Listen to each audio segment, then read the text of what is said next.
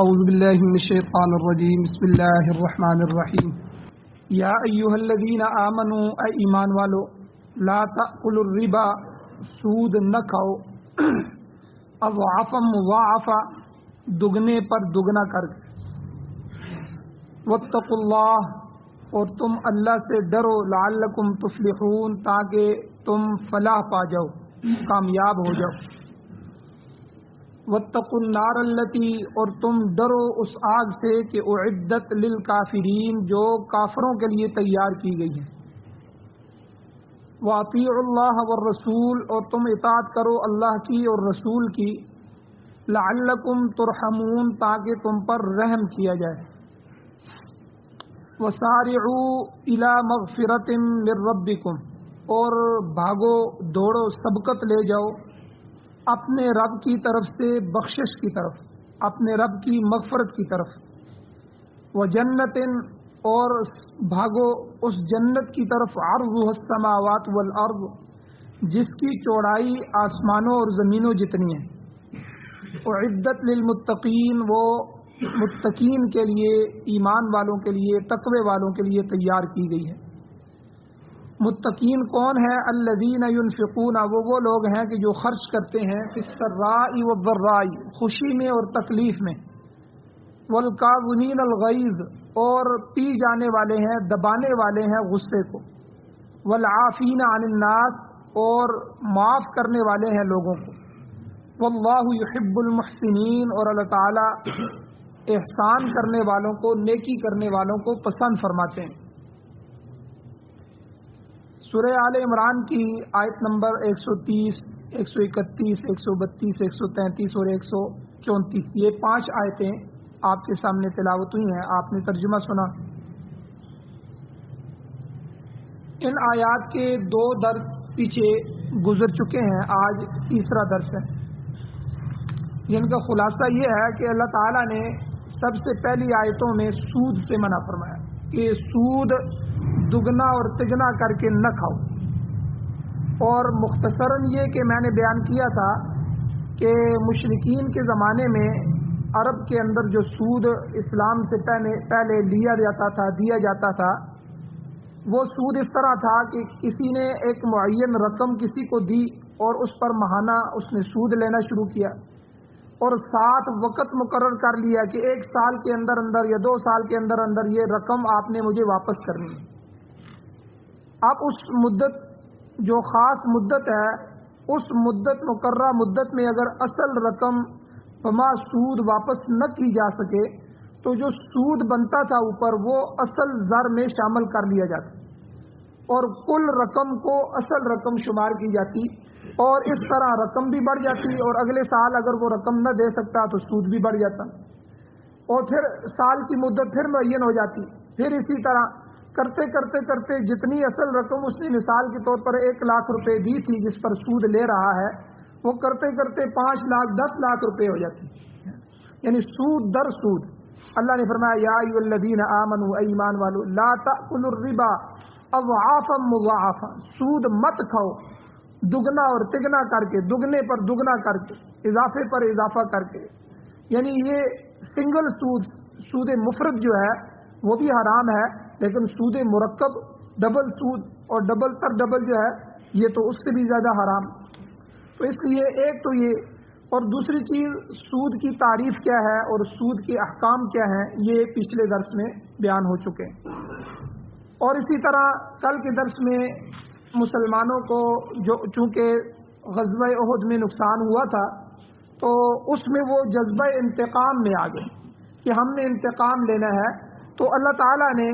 ان کے انتقام پر قابو پانے کے لیے کہ مسلمانوں کو کہا کہ اپنے جذبات پر قابو پائیں کیونکہ جذبات میں انتقام میں بندہ شرعی حدود کو بھی توڑ دیتا ہے شریعت کو بھی پامال کر دیتا ہے اس کی تفصیل بھی گزر چکی ہے اور تیسری چیز جو کل گزری ہے وہ ڈرانے والی آیات ہے امام اعظم ابو حنیفہ رحمہ اللہ نے فرمایا ہے کہ واتقوا النار التی اعدت للکافرین کہ تم ڈرو اس آگ سے جو کافروں کے لیے تیار کی ہے یہ کافروں کو نہیں ڈرایا جا رہا یہ ایمان والوں کو ڈرایا جا رہا ہے کہ تم جو سود لے رہے ہو یا یہ سارے گناہ کر رہے ہو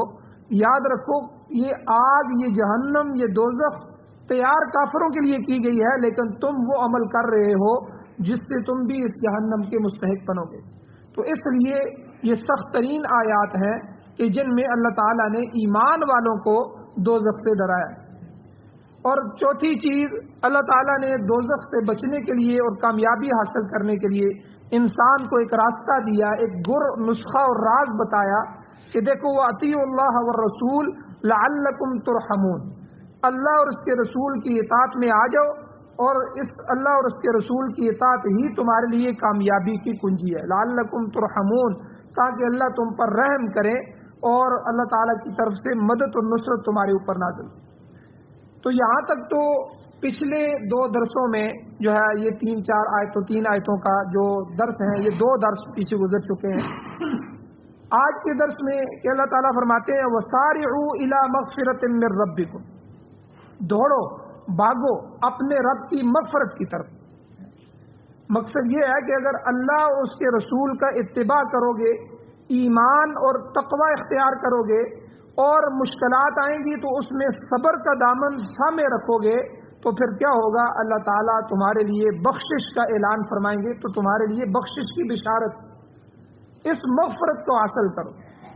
اور صحابہ اکرام کی یہ عادت ہوتی تھی کہ حضور سے آ کے پوچھتے تھے اللہ کس چیز میں راضی ہیں، کس چیز سے ناراض ہوتے ہیں، تو اللہ کی رضا کو حاصل کرنے کے لیے وہ دوڑ لگاتے تھے، اس کام کو فوراً کرتے تھے، چاہے اس کے لیے اپنی جان پیش کرنی پڑے۔ تو اس لیے یہاں اللہ نے ساریو کہتے ہیں بھاگ کے جاؤ، یعنی اس کو صرف سوچو نہیں کہ چلو اب جوان ہیں، بوڑھے ہو کے توبہ کر لیں گے، بوڑھے ہو کے نمازیں پڑھ لیں گے، موت سر پہ کھڑی ہے اور اس کا وقت مقرر ہو چکا ہے، لوگ جوانیوں میں بھی مر رہے ہیں، لوگ بچپن میں بھی مر رہے ہیں، لوگ بڑھاپے میں بھی مر رہے ہیں، تو اس لیے اس بات میں کبھی دھوکہ نہ دو۔ وسارعوا، بھاگو، دوڑ لگاؤ، الی مغفرۃ من ربکم، اپنے رب کی مغفرت کی طرف۔ اور جب اللہ تعالیٰ تمہاری بخشش فرما دیں گے، جب یہ صفات آ جائیں گی، تقوی آ جائے گا، صبر آ جائے گا، اور اللہ کے رسول کی اتباع آ جائے گا، پھر بخشش ہو جائے گی۔ اب بخشش کا کوئی صلہ بھی تو ہونا چاہیے، یا اللہ آپ نے معاف کر دیا، مغفرت فرما دی، بخشش، اس کا نتیجہ کیا ہے، صلہ کیا ہے؟ پھر آگے اللہ فرماتے ہیں وہ جنتیں، ایسی جنتیں ہیں گویا کہ یعنی تمہیں جنت کا ٹکٹ مل جائے گی جب تم اللہ کی رضا حاصل کر لو گے، مغفرت حاصل کر لو گے، تو اللہ پھر آگے جنت کا تعارف کروا رہے ہیں کہ وہ جنت کیسی ہوگی، کہ وہ ایسی جنت ہے کہ جسے دنیا کے کسی بڑے سے بڑے شہر یا کسی بڑے سے بڑے باغ پر بھی قیاس نہیں کیا جا سکتا، کہ کوئی بندہ کہے کہ ایسی ہوگی، کوئی کہے ایسی ہوگی، کوئی خوبصورت چیز اس کا مقابلہ نہیں کر سکتی۔ اللہ تعالیٰ کہتے ہیں وہ جنت ایسی ہوگی عرضها السماوات والارض، کہ جس کا عرض یعنی چوڑائی، یعنی لمبائی کتنی ہوگی یہ تو پھر اللہ ہی جانتا ہے، چوڑائی جو ہے، چوڑائی حالانکہ تھوڑی ہوتی ہے، لمبائی زیادہ ہوتی ہے، تو کسی چیز کسی پلاٹ کی ہم لیتے ہیں، اللہ کہتے ہیں اس کی چوڑائی جو ہے وہ آسمانوں اور زمینوں جتنی ہے، یعنی زمین سے لے کر آسمان تک جتنا فاصلہ ہے اتنا تو جنت کی صرف چوڑائی ہوگی، تو لمبائی کتنی زیادہ ہوگی۔ تو یہاں پر جو ہے ایک وضاحت ضروری ہے کہ یہ جو آسمان اور زمین کی مثال دی گئی ہے، یہ صرف انسانی ذہن میں زمین اور آسمان سے وسیع اور کوئی چیز نہیں ہے۔ ہم نے اتنی سب سے بڑی اگر کوئی چیز دیکھی ہے وہ یہ زمین اور آسمان ہی دیکھا ہے، باقی تو ملک چھوٹے چھوٹے ہیں، چھوٹے چھوٹے ٹکڑے ہیں، ٹھیک ہے، امریکہ بھی چھوٹا ہے، برطانیہ بھی چھوٹا ہے، بلکہ یہ پوری دنیا ہی چھوٹی ہے۔ اب یہ دنیا جو ہے سورج کے مقابلے میں 3 لاکھ گنا چھوٹی ہے، یعنی سورج اس زمین سے 3 لاکھ گنا بڑا ہے، تو آپ اندازہ لگائیں پھر یہ پوری زمین کتنی ہوگی۔ اور اس زمین میں پھر 75-78% پانی ہے، یعنی سمندر ہے، 78%، 23% آبادی ہے، پھر اس 23% میں بھی زرعی زمینیں ہیں، جنگلات ہیں، آبادیاں جا کے پیچھے 10-12% بچتی ہیں، پوری زمین میں آبادیاں جو ہیں وہ 10-12-13% ہے۔ جو اتنے ملک ہم کہتے ہیں جی فلاں ملک ہے فلاں ملک ہے، اس میں سے میرا پلاٹ کیا حیثیت رکھتا ہوگا کہ وہ ایک نقطے کی بھی حیثیت نہیں رکھتا۔ تو اللہ کہتے ہیں تمہیں اگر میری خوشنودی مل گئی، میری رضا مل گئی، میری مغفرت حاصل کر لی، تو ایسی جنتیں تمہیں دوں گا کہ عرضها السماوات والارض، جن کی چوڑائی صرف آسمان اور زمین جتنی ہو۔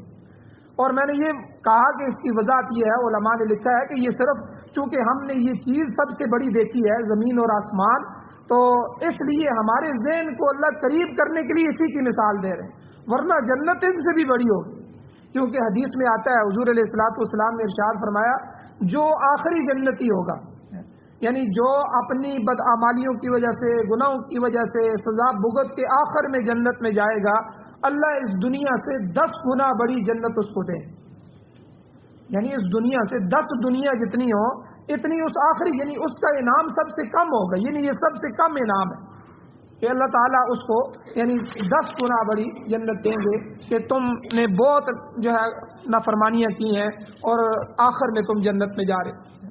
تو اس لیے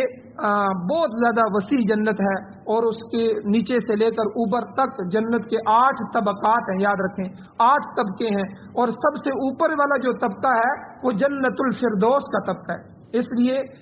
جنات عدن بھی قرآن نے فرمایا، جنت الفردوس بھی فرمایا۔ یہ جو جنت الفردوس ہے اس کی اللہ سے دعا بھی مانگنی چاہیے، اے اللہ مجھے جنت الفردوس نصیب فرما۔ یہ جنت کے 8 طبقے ہیں، ان میں سے سب سے اوپر والا سب سے بلند طبقہ ہے، اور اس جنتوں میں ہر طرح کی نعمتیں انسان کو میسر ہوں، ایسی نعمتیں کہ جو انسانی ذہن میں نہیں آ سکتی، دنیا میں دنیا کی عقل، دنیا کی ذہن ان نعمتوں کو سوچ نہیں سکتا۔ اسی کو حدیث میں حضور نے فرمایا مالا عین رأت، کہ وہ ایسی نعمتیں ہیں کہ دنیا کی کسی آنکھ نے دنیا میں ان نعمتوں کو نہیں دیکھا، ولا اذن سمعت، اور نہ کسی کان نے ان کو سنا ہے، اور تیسری ولا خطر علی قلب بشر، کسی انسان کے دل پر ان کا خیال بھی نہیں گزرا، یعنی اتنی بڑی نعمتیں ہوں گی کہ جس طرح تبلیغی ساتھی ہمارے کہتے ہیں کہ جب آپ ایک دفعہ سبحان اللہ کہتے ہیں تو ایک درخت جنت میں اس کے بدلے میں لگ جاتا ہے، پھلدار درخت، سایہ دار درخت، آپ کی جنت کے باغ بننے شروع ہو جاتے ہیں۔ تو وہ درخت کتنا بڑا ہوگا،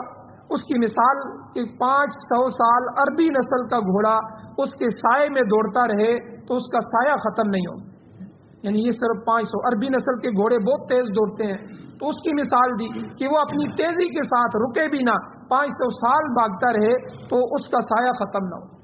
تو یہ باغات بن رہے ہیں ایمان والے کے اعمال کی وجہ سے، ایک ایک سبحان اللہ، ایک ایک الحمدللہ، ایک ایک اللہ اکبر کی قیمت اللہ کے ہاں لگ رہی ہے، اور ایک ایک تلاوت کی قیمت لگ رہی ہے۔ تو اس لیے یہ جنتیں، یہ نعمتیں، تو دنیا میں یہ نعمتیں کسی کے ذہن میں نہیں آ سکتی، اور اللہ نے فرمایا کہ یہ سب کچھ اعدت للمتقین، اے ایمان والو یہ سب متقیوں کے لیے جو اللہ کے احکام کی پابندی کرنے والے ہیں، لہذا اپنے اندر ان صفات کو پیدا کرو جو اللہ نے بیان فرمائی ہیں، تاکہ تم بھی اس جنت کے حقدار بن سکو۔ نیکی میں سبقت لینا، چونکہ اس آیت کا موضوع یہ ہے کہ نیکی میں آگے بڑھو، اللہ کو راضی کرنے کے لیے آگے بڑھو۔ ترمذی شریف کی ایک روایت اس کے موضوع پر موجود ہے کہ حضور علیہ الصلوۃ والسلام نے فرمایا سارعوا بالاعمال سبعا، کہ 7 اعمال میں 7 چیزیں پیش آنے سے پہلے پہلے اچھے اعمال کر لو، ورنہ اگر یہ 7 چیزیں تمہارے اوپر آ گئی پھر تمہیں موقع نہیں ملے گا۔ وہ 7 چیزیں کون سی ہیں؟ نمبر 1، حضور نے فرمایا ما ينتظر احدكم الا غنى مطغيا، یعنی ایسی دولت مندی آ جائے جو انسان کو سرکشی میں ڈال۔ عام طور پر دیکھا گیا ہے کہ لوگ نادار ہوتے ہیں، غریب ہوتے ہیں، تو غربت کی حالت میں دیندار بھی ہوتے ہیں، جب مال آ جاتا ہے تو پھر بغاوت میں اتر جاتے ہیں۔ اب میرے پاس مال نہیں ہے، ہزار بات ہے میں نے شادی کرنی ہے تو مر کے قرضہ لوں گا تو اس کو بھی سوچ سمجھ کے خرچ کروں گا کہ یہ ضرورت کی چیز ہے، اور ناچنے گانے والیوں کے لیے تو پیسے ہی نہیں ہوں گے میرے پاس، تو ویسے بھی دینداری آ جائے گی۔ لیکن جب مال کھلا ہوگا اور بے شمار ہوگا اور پھر اوپر سے دینداری بھی نہیں ہوگی تو پھر کیا ہوگا؟ پھر وہ تماشے ہوں گے جو شیطان نے لگائے ہوتے ہیں شادیوں کے موقع پر۔ اسی طرح دنیا کے اندر جب مال آ جاتا ہے تو ہر انسان مال والی نعمت میں اللہ کا شکر گزار نہیں رہتا، بغاوت میں اتر آتا ہے۔ تو حضور نے اس حدیث میں یہی فرمایا کہ اگر تم نادار ہو، تمہارے پاس وقت ہے تو تم عمل کر لو، اگر مال آ گیا تو پھر ہو سکتا ہے تم بغاوت میں اتر جاؤ۔ بعض دفعہ اب آپ کے پاس ایک دکان ہے تو آپ 5 وقت نمازیں پڑھ لیتے ہیں، آپ کے پاس 3 دکانیں ہوں تو نمازوں سے بھی چلے جاؤ، اوہو ادھر دکان میں بھی جانا ہے, ادھر بھی جانا ہے, وقت نہیں مل رہا. تو کئی دفعہ یہ فیکٹریاں, ملیں اور دکانیں اور تجارت بڑھتی ہے تو انسان جو ہے غافل ہونا شروع ہو جاتا ہے, اپنے آپ کو بالکل غفلت میں ڈال دیتا ہے. اور ایک کہاوت بھی ہے کہ اللہ گنجے کو ناخن نہ دے, کیونکہ ایک دفعہ ایک گنجا تھا تو اور اس کے ناخن بھی نہیں تھے, تو کسی کو ترس آ گیا, دیکھو سر بھی گنجا ہے اور ناخن بھی اس کے نہیں بڑھ رہے, تو یہ بھی یعنی اللہ تعالیٰ کی گویا ذات پر اس نے اعتراض کیا کہ یہ بھی انسان ہے, اس کے سر میں بھی بال ہونے چاہیے اور اس کے بھی ناخن ہونے چاہیے. تو اللہ تعالیٰ نے اس کے ناخن دے دی.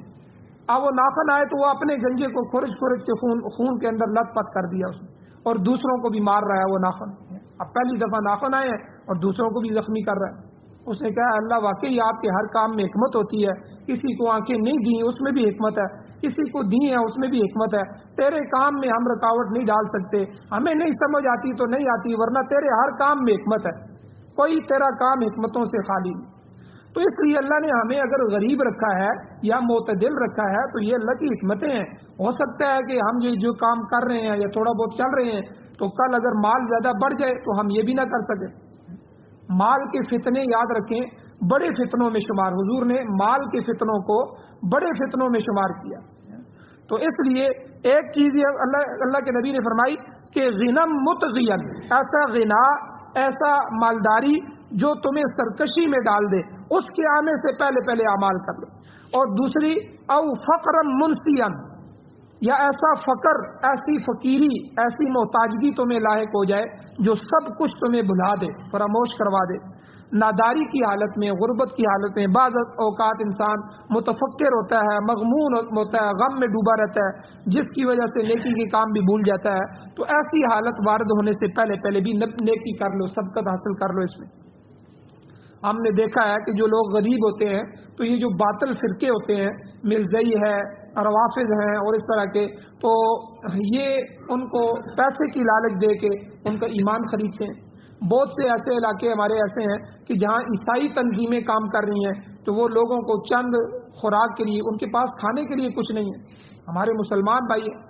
تو وہ اپنے کھانے کے لیے, تھوڑے سے پیسوں کے لیے ان کا ایمان خرید رہے ہیں. تو محتاجگی, جس طرح مالداری انسان کو بعض دفعہ سرکش بنا دیتی ہے, اسی طرح فقر اور محتاجگی جو ہے یہ بھی بعض دفعہ انسان کو جو ہے وہ ایمان سے ضائع کر دیتی ہے, اس کا ایمان ضائع کر دیتی ہے. تو اس لیے حضور نے فرمایا کہ او فقر منسین, کہ نمبر 2 ایسا فقر تمہیں لاحق ہو جائے جو سب کچھ بھلا دے, فراموش کروا دے, اس سے پہلے اعمال کر لو. تیسری چیز حضور نے فرمایا او مرض مفسدہ, یا ایسی بیماری آ جائے جو انسان کو فساد میں ڈال دے. بیماری میں بھی انسان نیکی سے محروم ہو جاتا ہے. اب ٹھیک ٹھاک اٹا کٹا ہے,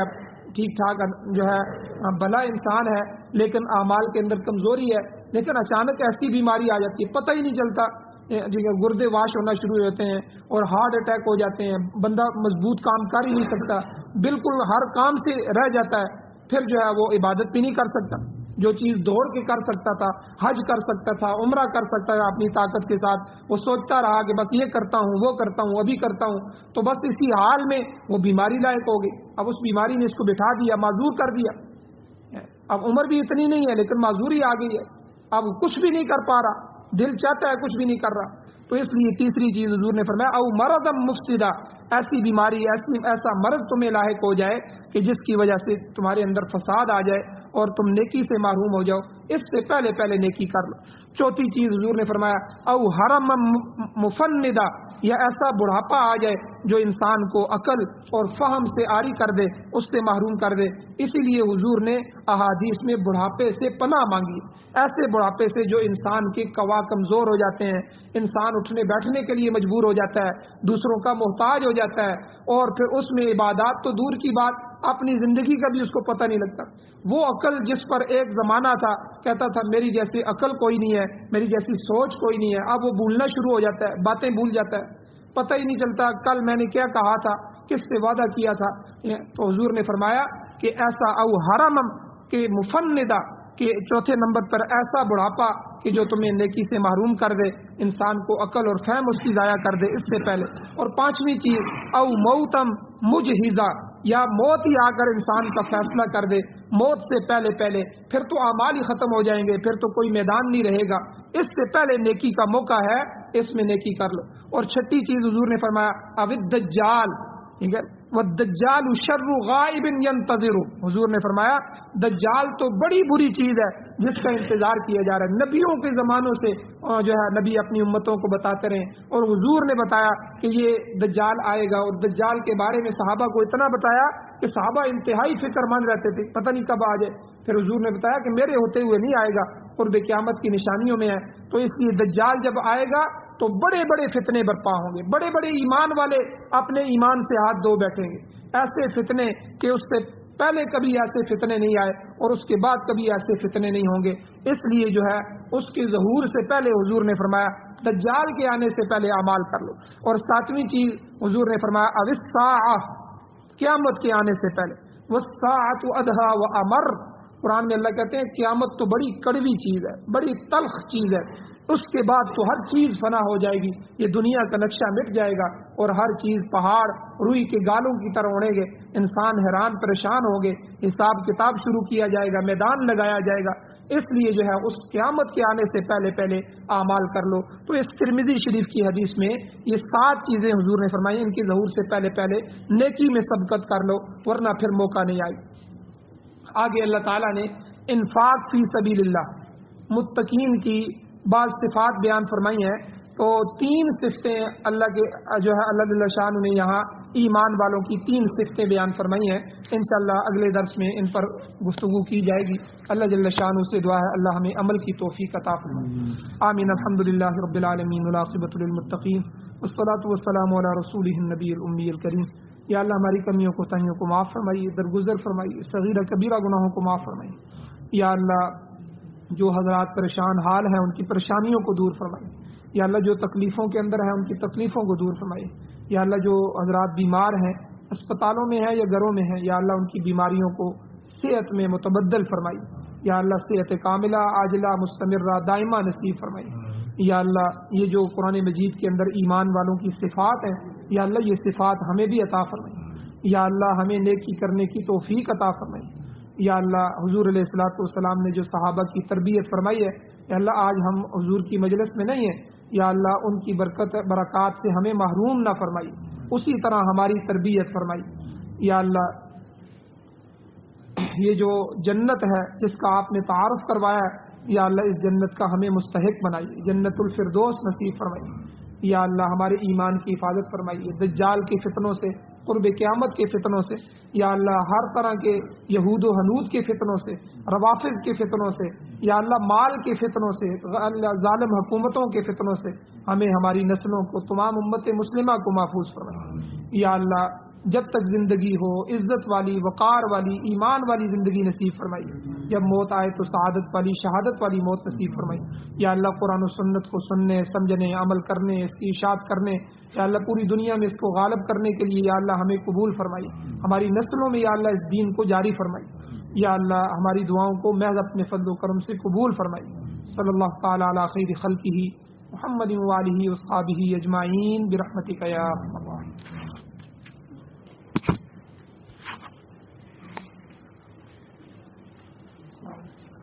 Thank you.